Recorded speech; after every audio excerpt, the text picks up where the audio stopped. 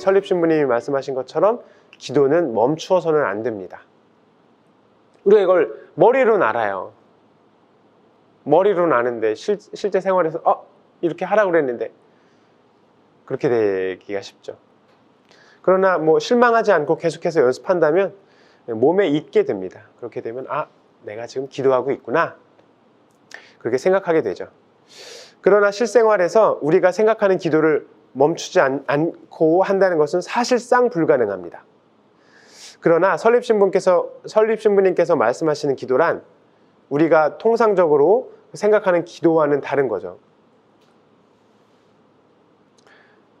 그래서 그 간단 없는 기도, 끊임없는 기도라는 것은 우리 생활 자체가 기도가 되어야 된다는 거예요. 우리 생활 자체가. 제가 자주 말씀드렸죠. 아닌가, 제가 아주 말씀을 안 드린 적 있었나요? 네. 그래서 우리가 생활할 때 몸과 마음의 자세 자체도 또 기도가 되는 거예요. 그래서 몸의 자세는 항상 예수님이 곁에 계실 것처럼, 예수님이 딱 곁에 계신다고 생각하는데 몸의 자세를 삐딱하게 하고 막 다리 꼬고 있고 막 그렇게 못하겠죠. 그래서 마음은 예수님께 열어 보여도 부끄러울 것이 없을 정도로 깨끗하게 보존해야 되는 거죠. 이런 생활을 성체 모시고만 잠깐 하는 것이 아니라 죽는 날까지 계속해서 이런 기도가 되어야 영원한 기도가 되는 것이고, 또 그리스도께서 즐겨 들어주시는 간단 없는 기도, 끊임없는 기도가 되는 것입니다. 제가 늘 강조하는 것은 사실 간단 없는 기도를 하라는 게 아니라 끊임없는 기도를 못하게 되었을지라도 실망하지 말라는 거거든요. 제가 필리핀에 있을 때부터 이제 연습했던 것은 밥을 먹을 때 식사 전 기도는 했는데 식사 후 기도도 하는데, 식사를 할 때 맨날 저를 위해서 먹거나 이야기하는 데 집중을 하거나 아니면 딴 생각을 하면서 밥을 먹게 되거든요. 그런데 꼭 밥을 다 먹고 나면 밥을 먹는 시간 내내 하느님을 사랑하지 못하고 밥을 먹었구나, 실망을 참 많이 했었어요.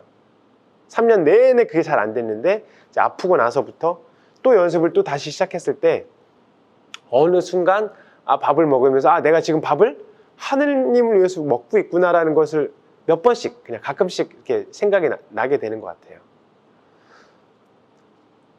절대로 실망하지 말고 통회, 정계, 보속 다시 시작하면 됩니다.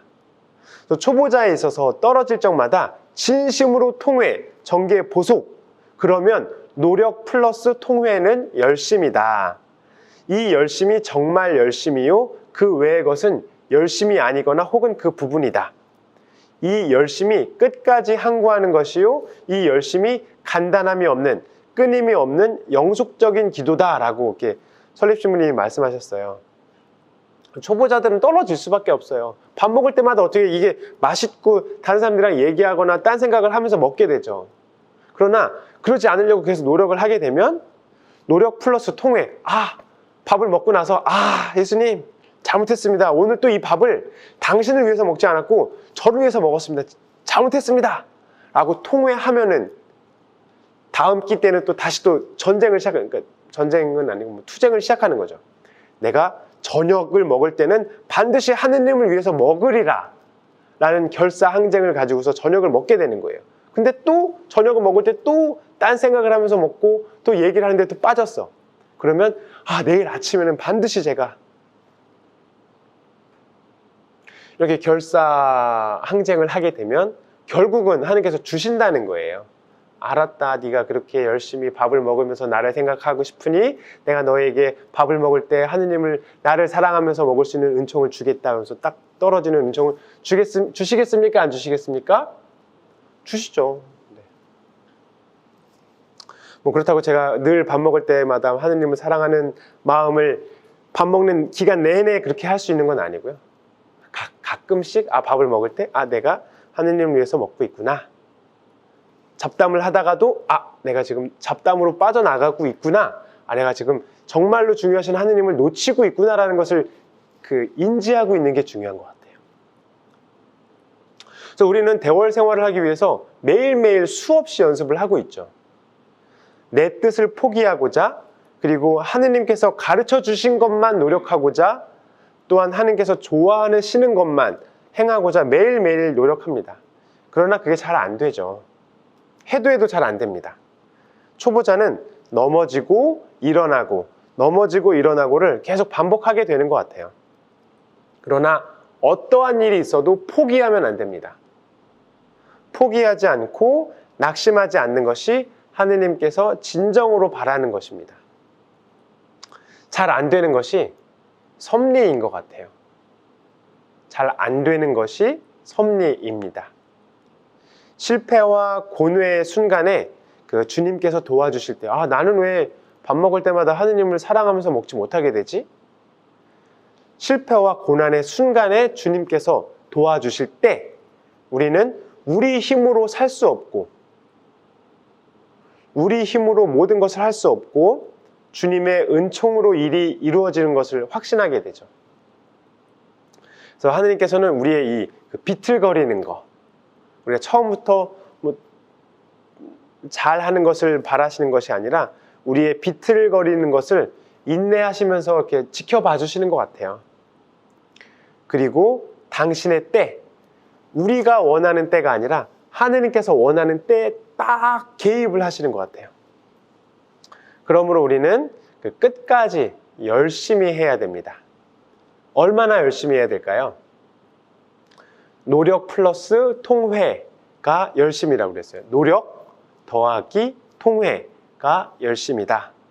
그러니까 안 되는 것을 통회하고 다시 시작하는 것이 정말 열심입니다. 설립 신부님이 또 이렇게 말씀하셨죠. 열심으로 해라. 끝까지 해라. 그러니까 노력과 통회를 하면서 열심히 하는 것만으로는 안 되고 끝까지 될 때까지 해야 됩니다. 그 비올 때까지 기우제 드리는 그 아프리카가 아니라 오스트레일리아 그 원주민들이 기도를 한대요. 비가 안 오기 시작하면 기우제를 드리는데 기우제를 언제까지 드리게 될까요? 비가 오게 해주세요. 비가 오게 해주세요. 비가 오게 해주세요.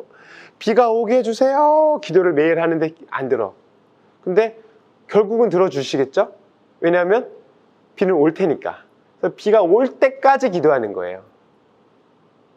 하느님의 은총이 떨어질 때까지 기도하는 거예요. 내가 미워하는 그 인간을 사랑할 수 있을 때까지 기도를 하게 되면 들어주시는 거죠.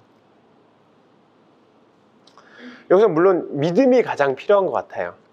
굳은 믿음과 희망을 주셔야만 가능한 일인데요. 또 성모 마리아와 성인들의 전구가 또 절실히 필요하고 주변에서 또 우리를 위해서 기도해 주시는 것도 참 필요한 것 같아요. 설립 신부님은 또 이렇게 말씀하십니다. 100%로 성공한다. 하려고 노력하면 잘못했을지라도 통회에 전개하면 하느님의 힘이 내리시는 것이 신비다. 100% 성공이에요. 이건 신부님의 체험에서 우러나오는 말씀입니다. 설립 신부님은 신적인 힘이 통회 전개 보속에서 나온다고 그랬어요. 처음부터 잘하는 걸 원하지 않으시고 통회 전개 보속 하는 데서 나온다고 여러 차례 강조하십니다. 만약에 우리 힘으로 다 할 수 있으면 시시하고 또 교만해지기가 쉽게 돼요. 그래서 우리 힘으로는 할 수 없다는 것을 깨우쳐 주시면서 우리를 이렇게 인도하고 계시는 것 같습니다. 이것이 주님의 힘이 내려오는 그 신비의 과정입니다. 하느님께서는 당신 자신을 우리에게 주시고자 하십니다.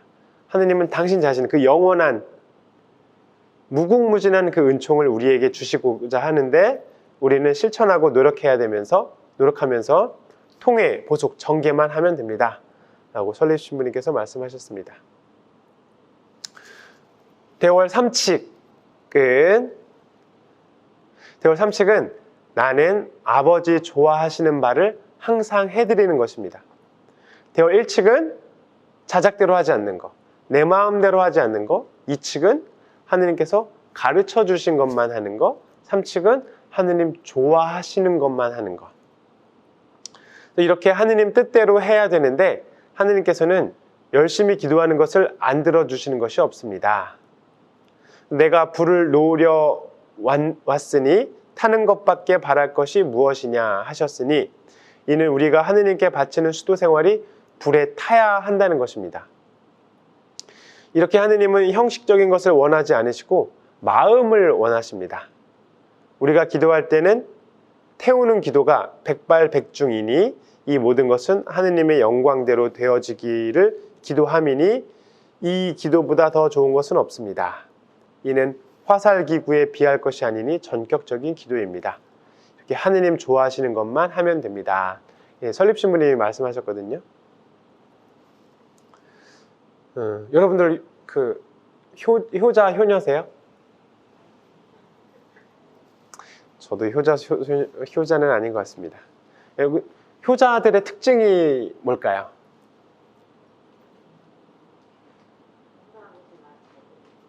그렇죠.